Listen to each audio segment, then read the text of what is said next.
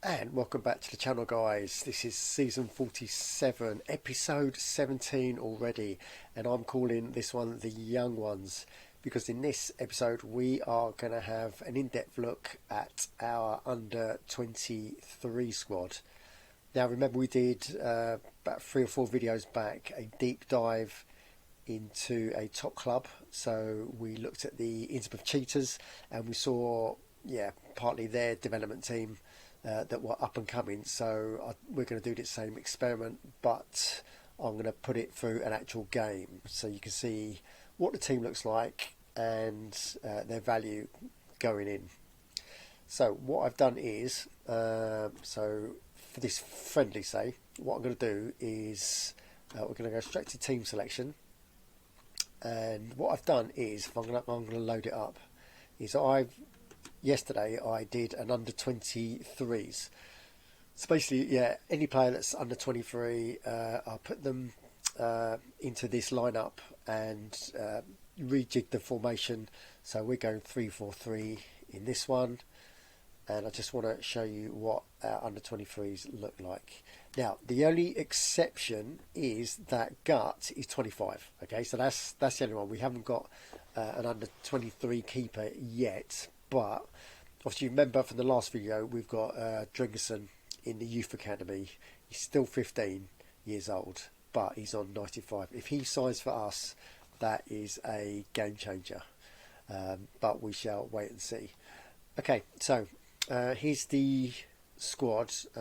We're putting out this formation. So the youth development is varied across all positions. And if we start off at the back. Okay, so we've got Gut, he's 25. But if you go through the rest of the team, let's see if we can pick out some first team players. So Von, first team fullback. Kuto, first team centre back. Olentuji, midfield, and he's our captain, so he's first team. And then across the front, Costa and Romero. So we've got 5 first team players that form the spine of this squad. Also got Mann, he's quite a strong candidate up front, and we've got some other hopefuls that are quite low at the moment, but they're developing quite nicely. So the future is looking really good for the Runnymede Rangers. We've got strength in depth in all positions, except for goalie, which we're working on. And I think this team will do us for the next probably 4 or 5 seasons. And if the youth academy does continue to feed in, then we're going to get stronger and stronger. And we might dabble in the transfer market as well to improve things if the money goes up. But just to tie into the transfer market, I was looking at it today and just wanted to spot something. I spotted something. So Empty Heads here, they're currently 4th, so they're in the top 3 battle as well to get promoted. Now, it's always good to check this page because it's good to see if a team is strengthening or not, and it looks like Empty Heads is. So they bought this guy, Darley, from Shooting Stars. So if we go to him, I mean, that's good skills, 63. He's a centre back. He's an older guy, so I reckon they probably a year or 2 contract on him. Contract expires in 55 days, so they got a 1-year contract on him. Paid 3.1 million, and his wages are nearly 12,000 a day, or 700 grand per season.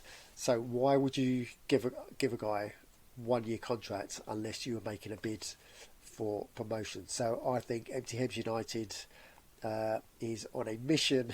So we'll keep tabs on the transfer market, see if they buy any more players. But just something to be aware of.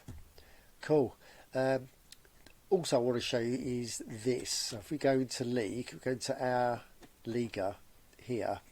Then if we just go stats, then it just shows you pretty much how many games we played, how many home wins, number of away wins, score draws we've had, no score. So we haven't had any 0-0s this season, and number of home and away goals feature 55% and 45% respectively. But it's these pages I want to show you. So if you think Romero and Costa are good, wait till you see these. So look at the top, Aardvark, okay, well-known nemesis of ours. Stig Lindstrand, he's scoring 1.4 goals per game. That is impressive. And second on the list, Swartz Katzen, Leonardo D'Amatos, he's scoring 1.27. Shili Garnica, who feature in the top of the division.